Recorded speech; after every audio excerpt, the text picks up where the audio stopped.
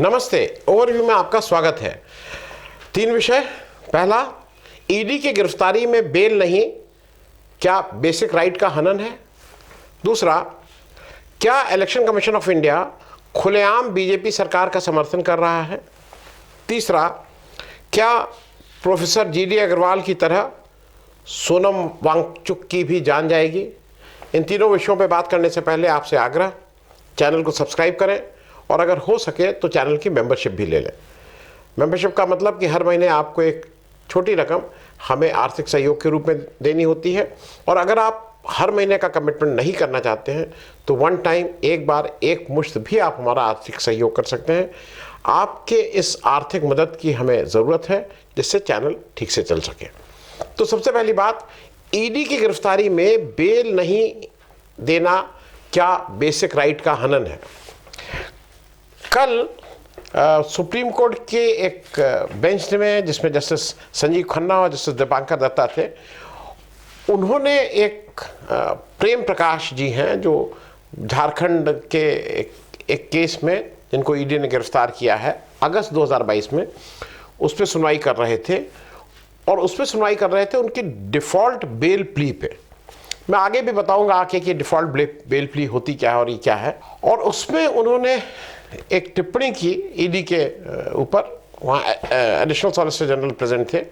उन्होंने कहा कि आप जो लगातार सप्लीमेंट्री चार्जशीट लगातार फाइल करते जा रहे हैं सिर्फ इसलिए कि इनको बेल ना मिले। पहले थोड़ा ये हम लोग समझ लें कि ये ईडी की गिरफ्तारी में बेल क्यों नहीं मिलती, क्या है दिक्कत, क्या ईडी की गिरफ्तारी क्यों होता है, क्या है। देखिए, ईडी जो है वो पीएमएलए के जो केस है, prevention of money laundering act of 2002 के तहत गिरफ्तारी करता है। इस एक्ट में बेल मिलना करीब करीब इम्पॉसिबल है। होता क्या है कि गिरफ्तारी के बाद ट्रायल होता है। ट्रायल में इनोसेंट तो भाई बाहर आ सकते हैं, और बाकी जो भाई जिनको सजा मिलनी है वो अपनी सजा, वो मतलब जो मुलजिम करार दिए गए, जो कन्विक्टेड हुए, उनकी सजा हो। लेकिन एक आंकड़ा आया था, अगर आपको याद हो, जिसमें कहा गया था कि ईडी का जो टोटल ट्रायल है, ईडी के जो टोटल केस है, उसमें 1% से भी कम में सजा हुई है। अब मंत्रालय ने अभी जुलाई 2023 में वित्त मंत्रालय की एक रिपोर्ट आई है, और उसमें साफ साफ इस आंकड़े को जैसे तोड़ मरोड़ के किया जाता है, उसमें झूठ बोला गया है कि नहीं साहब, इसमें 96% का कन्विक्शन रेट है। समझ लीजिए क्या है। उसी ये सदन में रखा गया था ये जवाब, उसमें बताया गया है कि 2018 से 2023 इन 5 साल में कुल जो केस रजिस्टर हुए हैं ईडी में, वो 3867 हैं, 3867 पीएमएलए के उसमें। और इसी दौरान ईडी ने फीमा, फॉरेन एक्सचेंज मैनेजमेंट एक्ट जो है, उसमें 18,252 केस दर्ज किए हैं। ये 2 अलग अलग आंकड़े हैं।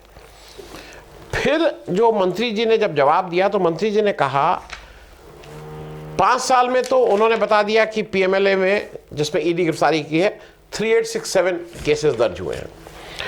अब पिछले 9 वर्षों में कुल 31 पीएमएलए केस का ट्रायल कंप्लीट हो पाया है, कुल 31। उस 31 केस में 29 केस में कन्विक्शन हुआ है। जो पॉइंट, अगर 3867 टोटल केसेस हैं ऑफ ओनली 5 ईयर्स, ये तो 9 साल की बात कर रहे हैं, मेरे पास 9 साल का रेडीमेड आंकड़ा सरकार का नहीं है, मैं सरकार के आंकड़े की बात। अगर 5 साल के भी आंकड़े ले लें 9 साल की जगह, तब भी वो 0.7% ही आ रहा है। तो जो टोटल आपके केस है उसमें कन्विक्शन रेट 0.7% है। आप ये झूठ क्यों बोल रहे हैं कि आपने 31 में, बाकी केस आप पहले ही खत्म कर देते हैं, खत्म हो जाते हैं। अब ये क्या कर रखा है कि इसमें आप अरेस्ट करके जेल में बंद रख लेते हैं, और बेसिकली कहा ही जाता है कि the process is the punishment, आप कन्विक्शन नहीं कर पाएंगे। अब एक जनरल परसेप्शन समझ लीजिए क्या है, कि जो पब्लिक में परसेप्शन जाता है वो, चलिए भाई कुछ तो होगा तभी बेल नहीं हो रही। भाई मनीष सिसोदिया की इतने दिन से बेल नहीं हो रही है, तो कुछ तो घोटाला होगा ही।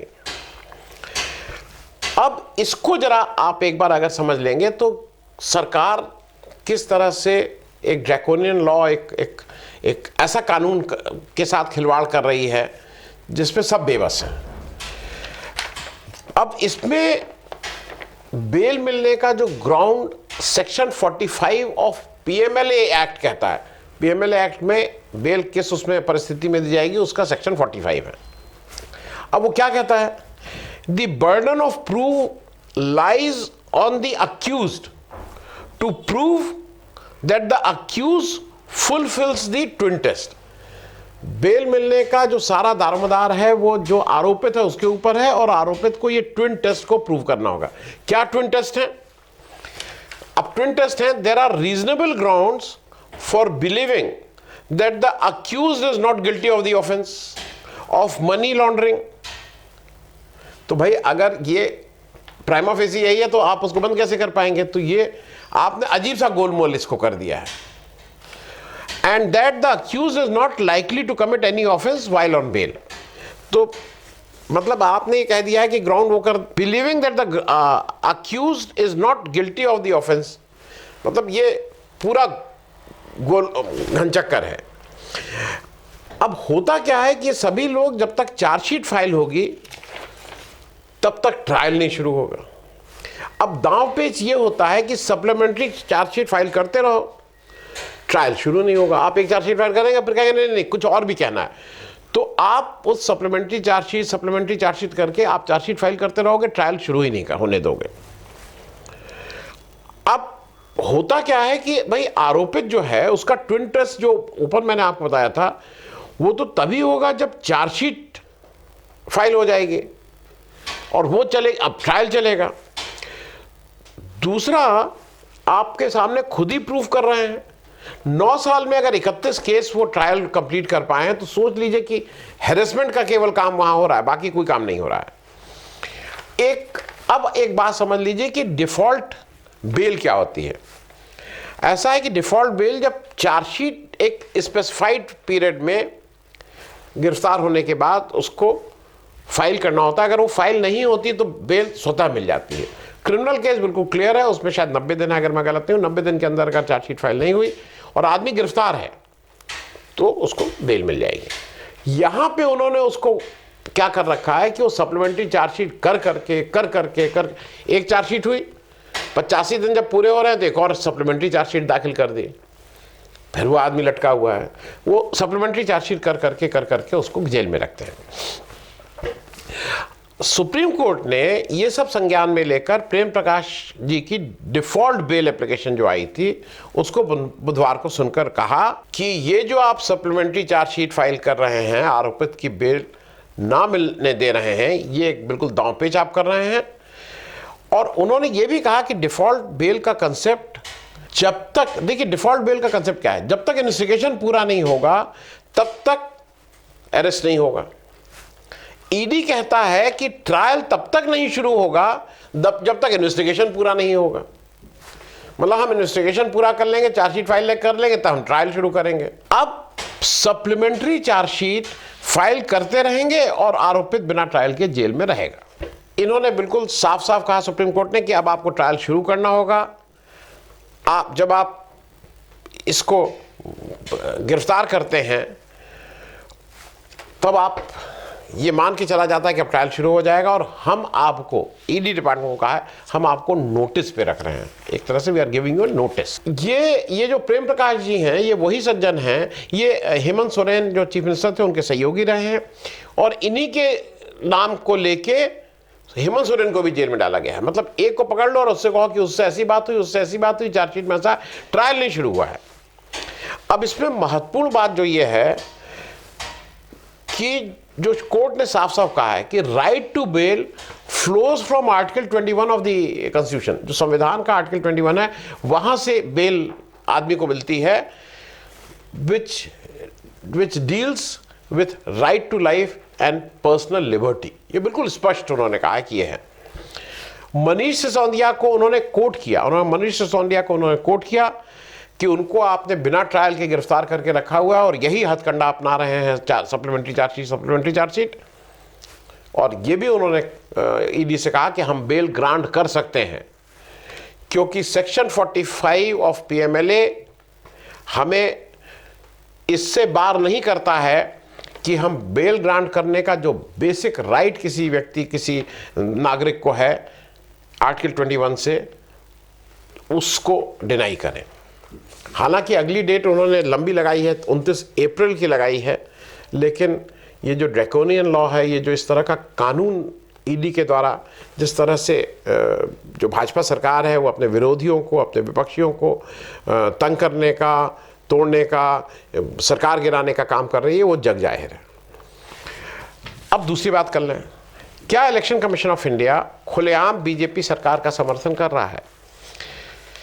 ये मैं इसलिए कह रहा हूं कि इलेक्शन कमीशन ऑफ इंडिया कितना न्यूट्रल है, ये एक अभी ताज़ा उदाहरण है। बाकी तो मान लीजिए तेजस्वी सूर्या जी और कौन क्या कह रहा है, उसमें उस पर नहीं जा रहा, उसको उनको रोका नहीं रोका, गिरफ्तार किया नहीं किया, वो अलग बात है। मॉडल कोड ऑफ कंडक्ट जब लग जाता है तो उसके बाद सरकार की कोई नई योजना, कोई वेतन की बढ़ोतरी, कोई नया इंसेंटिव, कोई नई इस तरह की घोषणाएं नहीं होती हैं। केवल रूटीन काम चलता रहता है, जो रूटीन में वो काम चलते रहना चाहिए। अब हुआ क्या कि कांग्रेस ने राहुल गांधी की न्याय यात्रा के दौरान मिनिमम वेजेस इस देश में 400 रुपये लागू करने की गारंटी दी, और ये भी कहा कि ये जो मिनिमम वेजेस हैं ये नरेगा के मजदूरों के ऊपर भी लगेगा। वो मनरेगा लोग उसको अब बोलते हैं, मनरेगा के मजदूरों पे भी ये 400 का मिनिमम वेजेस लगेगा।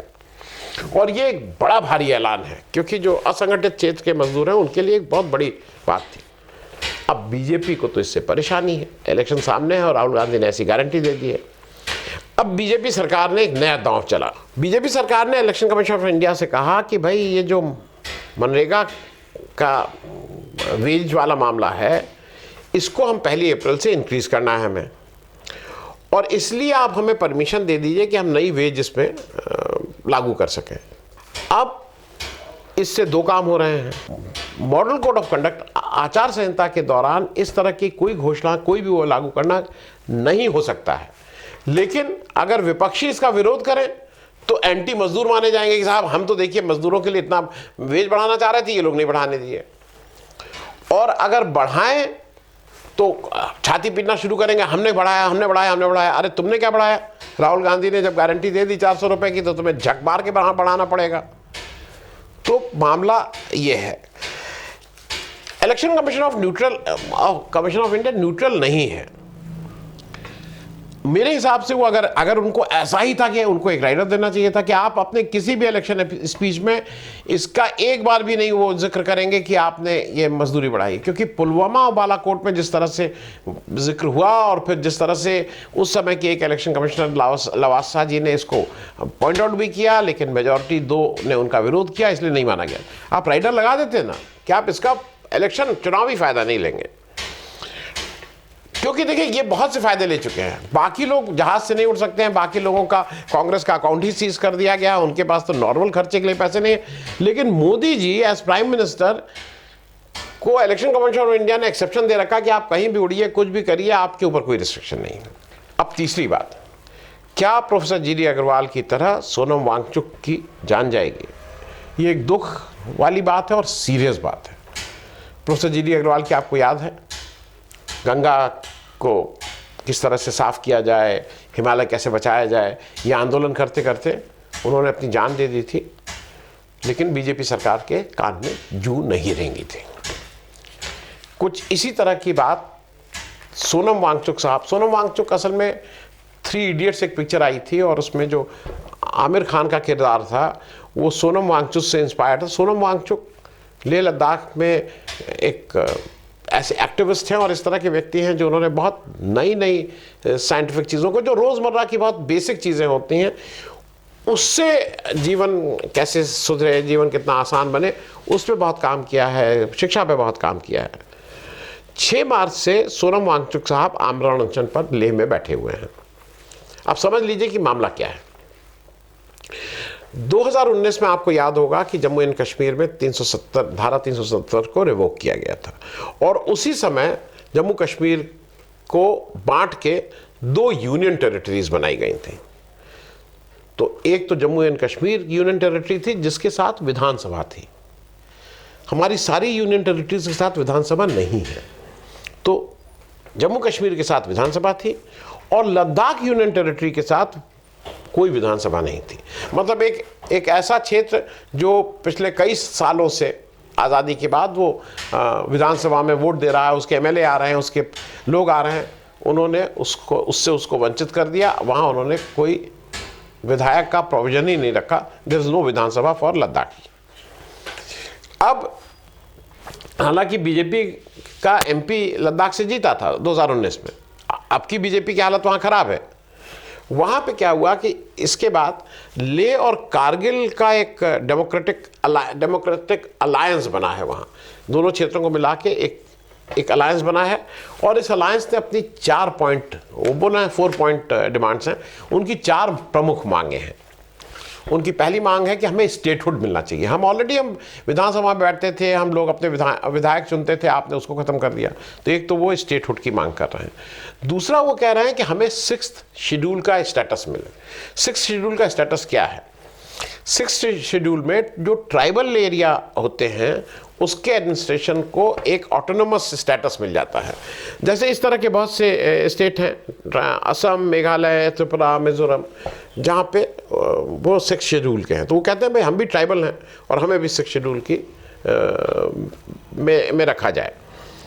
तीसरी मांग उनकी ये है कि हमारा एक डेडिकेटेड पब्लिक सर्विस कमीशन, हमारे यहाँ सबके यहाँ होता है, UP public service commission, Bihar public service commission, एक हमारा पब्लिक सर्विस कमीशन भी होना चाहिए, क्योंकि हमारे यहाँ जो नियुक्तियाँ हों वो हम दूसरे के साथ क्यों अटैच रहें। और चौथी बात उन्होंने कहा है कि हमारे यहाँ से अभी एक ही एमपी लोकसभा में चुना जाता है, हमारे पास यहाँ से कम 2 एमपी चुने जाएँ। भाई ठीक बात भी है, लेह अलग है और कारगिल अलग है, 2 जिले हैं, 2 एमपी वहाँ से होने चाहिए। अब सरकार ने क्या किया? सरकार ने नवंबर में एक पैनल बनाया, हाई पावर्ड कमेटी, एचपीसी। वो एचपीसी 3 बार, अब जैसा आप समझते हैं सरकार को कोई काम टालना हो तो एक कमेटी बना दो, इसका नाम रख दिया गया हाई पावर्ड कमेटी। अब नित्यानंद राय साहब मिनिस्टर ऑफ स्टेट हैं, ये उनकी अध्यक्षता में 3 बार इसने दिल्ली में इस एचपीसी हाई पावर्ड कमेटी ने मीटिंग की। फिर इस हाई पावर्ड कमेटी ने एक सब कमेटी बना दी, फिर सब कमेटी की मीटिंग शुरू हो गई। तो सब कमेटी ने 4 मार्च को फिर इन लोगों के साथ मिलजुल के बातचीत करके कोई हल निकालने की कोशिश की, लेकिन कोई निर्णय नहीं हुआ। इन चारों डिमांड पे कोई बात नहीं तय हुई।